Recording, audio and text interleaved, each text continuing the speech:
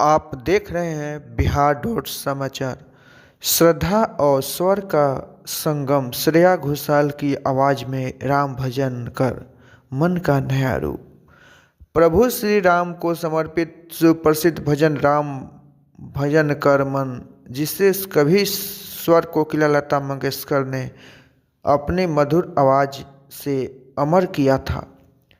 श्रद्धेय श्रेया घोषाल की आत्मिक प्रस्तुति में एक नए भाव और तरंग के साथ सामने आया है।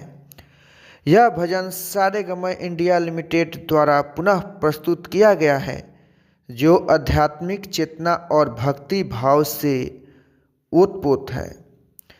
श्रद्धा, संगीत और भक्ति के इस अद्वितीय समन्वय में श्रेया घोषाल की मधुर आवाज़ श्रोताओं को एक ध्यानात्मक यात्रा पर ले जाती है, जहां प्रभु श्री राम के नाम स्मरण आत्मा को शांति ऊर्जा से भर देती है।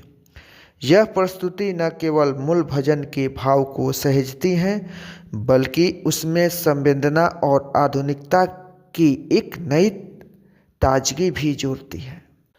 श्रद्धेय श्रेया घोषाल ने राम भजन कर मन की अपनी प्रस्तुति को लेकर कहा कि यह भजन मेरे लिए सिर्फ एक संगीत रचना नहीं, बल्कि आत्मा की गहराइयों से जुड़ाव का माध्यम है। जब मैंने इस भजन को गाया तो मुझे ऐसा महसूस हुआ मानो मैं प्रभु श्री राम के चरणों में बैठे हूँ।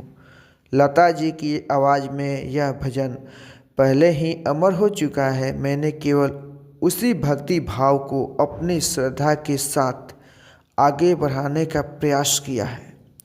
मेरी आशा है कि यह प्रस्तुति श्रोताओं को आध्यात्मिक ऊर्जा और आंतरिक शांति प्रदान करेंगी।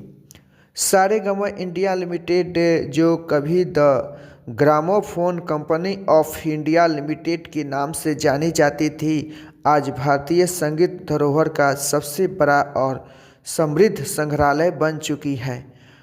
आरपी संजीव गोयनका ग्रुप की यह कंपनी न केवल पारंपरिक संगीत को संरक्षित कर रही है, बल्कि डिजिटल युग में नई पीढ़ी को भारतीय संस्कृति और संगीत से जोड़ने का भी महत्वपूर्ण कार्य कर रही है। श्रेया घोषाल की यह भावनात्मक अभिव्यक्ति उनके भक्ति भाव और संगीत के प्रति समर्पण को दर्शाती हैं, जो श्रोताओं को उनके सुरों के माध्यम से प्रभु श्री राम से जोड़ने का कार्य करती हैं। आप देख रहे हैं बिहार डॉट समाचार। चैनल को लाइक, सब्सक्राइब और सपोर्ट करें। नमस्कार, आपका दिन शुभ हो।